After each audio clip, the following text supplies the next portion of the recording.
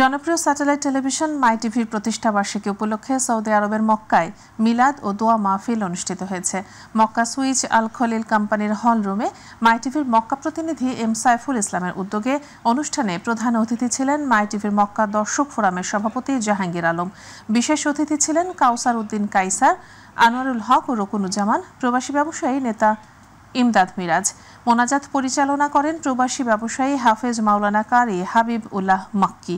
এছাড়াও প্রবাসী ব্যবসায়ী অনেক রাজনৈতিক দলের নেতৃবৃন্দ এ সময় উপস্থিত ছিলেন।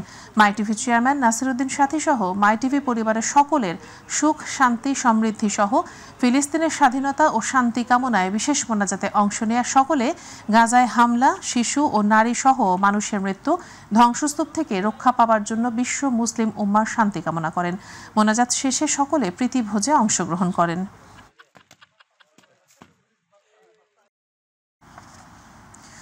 বাঁধ ভাঙা উচ্ছ্বাস আর অপার উন্মাদনায় বাঙালি সংস্কৃতিকে ধারণ করে যুক্তরাষ্ট্রের টেক্সাসের হিউস্টন নগরীতে দিনব্যাপী অনুষ্ঠিত হলো বৈশাখী মেলা। মেঘলা আকাশ আর কালবৈশাখী সতর্কতা উপেক্ষা করে বাংলাদেশ অ্যাসোসিয়েশন অব হিউস্টনের আয়োজনে শনিবার অ্যাসোসিয়েশনের নিজস্ব ভূমিতে দিনব্যাপী এ মেলা অনুষ্ঠিত হয়। এ বৈশাখী মেলায় প্রায় 5 শতাধিক বাঙালি নারী পুরুষ মিলিত হয়। মেলা উপলক্ষে বাংলার ঐতিহ্যকে তুলে ধরে নানা রকমের পোশাক সহ বিভিন্ন ধরনের প্রসাধনীর পসরা সাজিয়ে রাখা হয়। এছাড়াও বাংলা সংস্কৃতির পান্তা, ইলিশ সহ বাঙালির ঐতিহ্যের বিভিন্ন খাবার ছিল মেলায়।